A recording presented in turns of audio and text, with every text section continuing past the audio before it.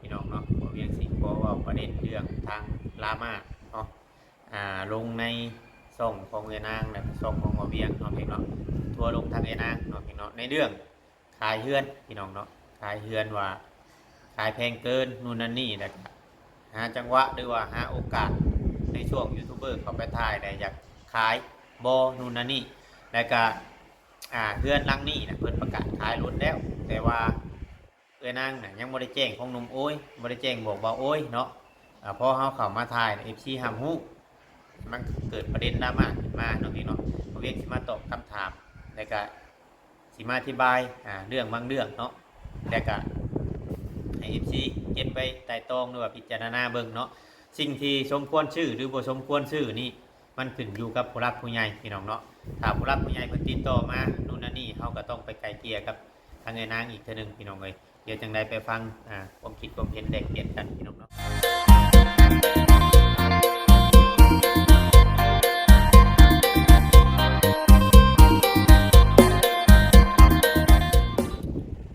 ครับทักทายสบายดีพ่อแ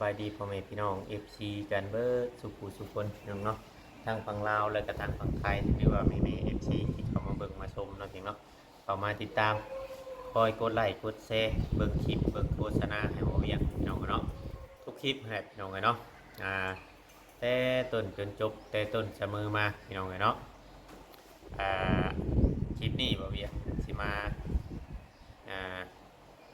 เว้าเนาะแลกเปลี่ยนความคิดความเห็นแล้วก็พูดคุยกับ FC นะพี่น้องเนาะมันก็มีมันจักสิว่าในไรพี่น้องเนาะมันก็มีดราม่าเกิดขึ้นจนไล่นะพี่น้องแบบว่าเฮาก็ถาม จุดบกพร่องเนาะเพียงว่าถามจุดบกพร่องแล้วก็ถามเพื่อให้ FC นี่เข้าใจถามเพื่อให้ทุกคนนี่ฮู้น้ำกันพี่น้องเนาะเพราะว่าคำเฮาบ่ถามหรือว่าคำเฮาบ่นั่นก็คือสิบ่ฮู้นะพี่น้องแต่ละคนนะคือสิบ่ฮู้บ่หยังแต่เมื่อนี้ก็สิมาแลกเปลี่ยนความคิดความเห็นกับ FC เนาะเพียงเนาะแลกเปลี่ยนความคิดความเห็นกับ FC แบบว่าในหลายเรื่องพี่น้องเนาะในหลายเรื่องในนั่นพี่น้องเนาะก็มีดราม่าเกิดขึ้นมาแล้วก็เฮาก็สิได้ออกมาถามเบิ่งว่ามันสมเหตุสมผลบ่เนาะกับเรื่องที่แบบนี้เนาะแล้วก็อยากให้ FC นี่แชร์มุมมองเนาะแชร์มุมมองเนี่ยต่างคนต่างคิดพี่น้องเนาะทุกคนมันสามารถคอมเมนต์ได้พี่น้องเนาะสามารถที่ชมได้ในคลิปพี่น้องเฮาผู้เป็นเจ้าของช่องนี่บ่เวียงบ่ได้ใส่ใจอย่างไรเนาะบางเทื่อบางทีบ่เวียงก็ยังโดนลามาแล้วในคลิปนะเฮาบ่ได้คิดอย่างไรเพราะว่าบางเทื่อบางทีเนาะคือทางเงิน FC ฮู้พี่น้องเนาะคือมื้อนี้เนาะพี่น้องคือมื้อนี้แหละพี่น้องเนาะเรื่องมันสิเว้าเรื่องเฉพาะเรื่องในมื้อนี้เนาะเพียงเนาะก็คือว่าเนาะทางไอ้นางนี้กับทางน้องเรากับทางญาติเราเนาะประกาศขายบ้านนี่โดนแล้วพี่น้องเนาะแต่ว่ายังไม่ได้บอกทางน้องโอยหรือว่าน้องโอยของเฮานี่แหละพี่น้องเนาะประกาศขายนี่โดนแล้วแต่ว่ายังไม่ได้แจ้งว่ายังไงซะเนาะแต่พอทีนี้เนาะพี่เนาะบ่เวียงฮู้บ่เวียงฮู้เรื่องเนาะบ่เวียงฮู้เรื่องนี้บ่เวียงก็เลยเข้าไปถามเบิ่งพี่น้องเนาะบ่เวียงได้เข้าไปถามเบิ่งว่าทางเอ้นางนี่ได้ประกาศขายบ้านแท้บ่เนาะนู่นนั่นนี่แหละพี่น้องเพราะว่าแต่ก่อนนี่มี FC หลายคนถามกันเข้ามาหลายคนบางคนก็ให้ขอพี่น้องเนาะขอบ้านขอเฮือนหลังเก่าเทียนบ่โอยนอนอยู่นี่พี่น้องเนาะที่บ่โอยนอนอยู่นี่บางคนนี่ก็ให้ขอพี่น้องเนาะให้ขอซื่อๆนะพี่น้องบัดนี้เนี่ยมันโมเมนต์ของเอ้นางเนาะเรื่องของเรื่องมันโมเมนต์ของเอ้นางไงเราเลยให้บ่ได้ มันเป็นของน้องเราเงินกับเงินน้องเราแต่ว่าเอ้นางนี่เป็นอยู่บ้านน้องเราไปทำงานเอ้นางเป็นคนซื้อเอ้นางเป็นคนจ่ายเงินเนาะเพียงเนาะในเมื่อน้องเราอยากขายเราก็ต้องแลกขายเราสิรังไหวกับบ่ได้จริงๆของเอ้นางน่ะเราบ่ได้อยากขายแล้วเราไหวปลูกงัวเราเนาะอันนี้บ่เวียงว่าในความจริงนะพี่น้องความจริงเป็นสิ่งที่บ่ตายแล้วก็ให้ FC นี่เก็บไปคิดหรือว่าพิจารณาเบิ่งพี่น้องไงเนาะเดี๋ยวจักหน่อยสิว่าบ่เวียงเว้าเข้าข้างผู้นั้นผู้นี้เดี๋ยวเว้าความจริงให้ฟังได้นี่พี่น้องเดี๋ยวบ่เวียงเปิดไฟก่อนมันมืดพี่น้องไงเนาะพี่น้องกลับมาต่อเดี๋ยวเวียงก็เล่าความจริงให้ฟังเล่าความจริงให้ FC ฟังแล้วก็ไปถามเนาะประเด็นเรื่องนี้แล้วไอ้นางก็ออกมาเปิดเผยเนาะออกมาเปิดเผยในเรื่องเล่าที่ว่าจะขายขายบ้านเนาะพี่น้องแล้วก็มี FC คอมเมนต์ต่างๆนะเนาะพี่น้องบางคนก็ว่าบ้านเก่าผุพังแบบนี้เนาะในราคา1,000-2,000เนาะพี่เนาะก็บ่สมควรซื้อบางคนก็ว่าให้โตราคาเราลงแน่น้อยนึงเนาะพี่เนาะบางคนก็ว่า5,000 6,000เนาะบางคนก็ว่า2,500บางคนก็ว่าให้ยังบ่อยากให้เอาบ้านคนตายใช่นู่นนั่นนี่นะพี่เนาะอันนี้ก็จักสิว่าเนี่ยไรบ่เวียงจักสิให้บ่เวียงตอบเนี่ยไรพี่น้องเอ้ยเนาะจักสิให้บ่เวียงตอบเนี่ยไรแต่ก็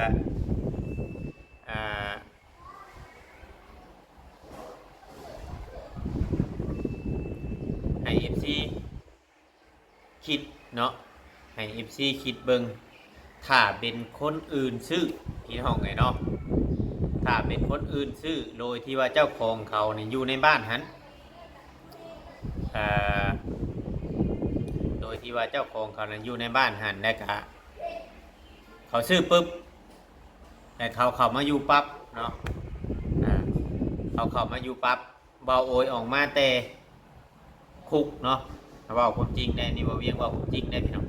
เบาโอยออกมาแต่คุกปุ๊บนี่เบาโอยนี่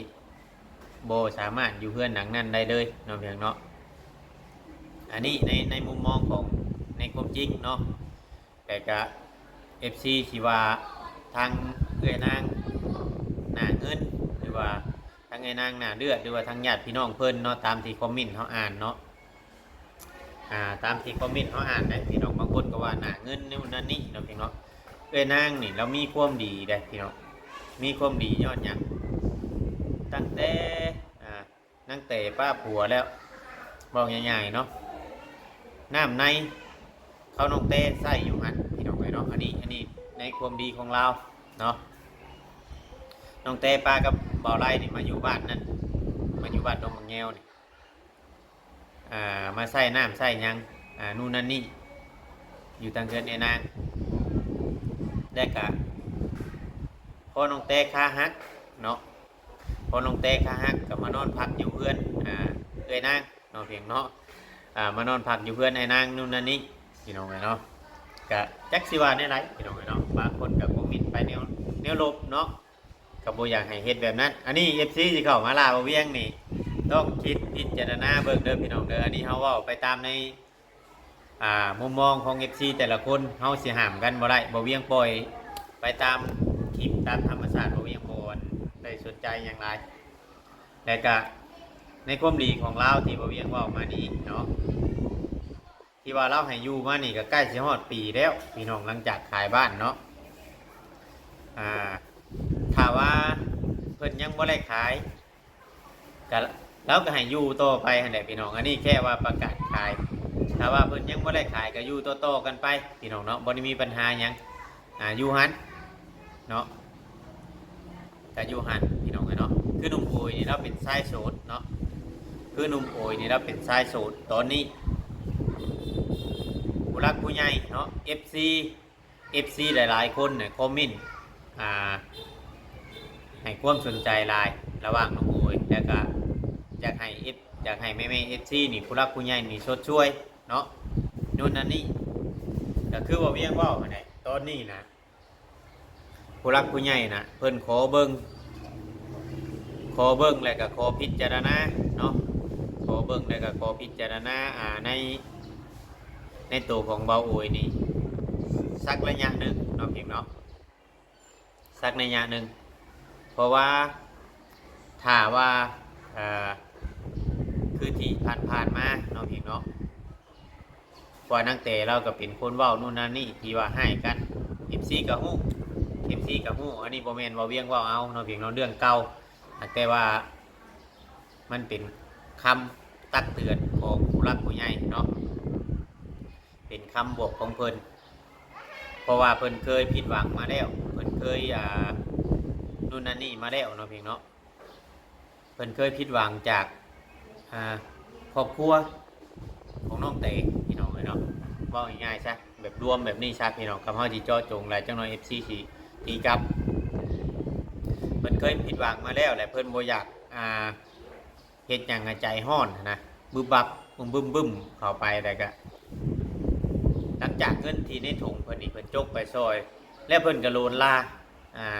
น้ำหลังนะพี่น้องแทนที่บ่โอยนี่สมมุติว่าคือเอ้นางแล้วเว้าเนี่ยคำหม่องสิขายนี่ถ้าเขาเจ้าเว้านะ 6,000 เนาะถ้าเฮาเว้าจับดีหรือว่าเฮาต่อจับดีคุยกันอย่างละเอียดนี่บางที 5,000 เราก็ขายก็มีคือว่าเวียงคิดนี่เงิน 5,000 เนาะแต่เป็นเงินกีบเฮาก็ประมาณ3ล้านเฮาไปซื้อเครื่อง3ล้านนี่มาเฮ็ดเงินนี่บ่แล้วพี่น้องเนาะเฮ็ดกระตุกอยู่นี่บ่แล้วเพราะว่าสังกะสีก็แพงตะปอกตะปูไม้ก็แพงเนาะมูลค่ามันบ่ได้แม่นง่ายๆบ่ได้แม่นน้อยๆพี่น้องแต่ว่าไม้นี่เฮาเบิ่งในเฮือนนั่นของอันบ่โอยนอนนี่ไม้นี่ที่ว่ายังอยู่พี่น้องเนาะแต่ว่ามันสิผุพังแท้ปากกระจาดแต่ก็สังกะสีสิมีหม่องหัวเนาะถ้าว่าเฮาซื้อมาได้เฮาตบเฮาตากนู่นนั่นนี่มันก็สิดีขึ้นนั่นแหละพี่น้องใครกลัวแต่ว่านะแต่การอธิบายมุมมองในความดีของเอ้นางเนาะบ่อยากให้ FC นี่โจมตีเราเนาะตอนนี้มันมี FC แบบว่าโจมตีเราลังเถื่อบางทีเราก็บ่สบายใจเพราะว่าเราบ่ได้ไล่หยังนะคือเอ้นางเราบ่ได้ไล่หยังแค่น้องเราอยากขายมันเป็นสิทธิ์ของเพิ่นทุกอย่างคือน้องเต้บ่จอยบ่หยังก็ฮู้เนาะมันมีบทบันทึกมีลายเซ็นนำในในบ้านเนาะพี่เนาะ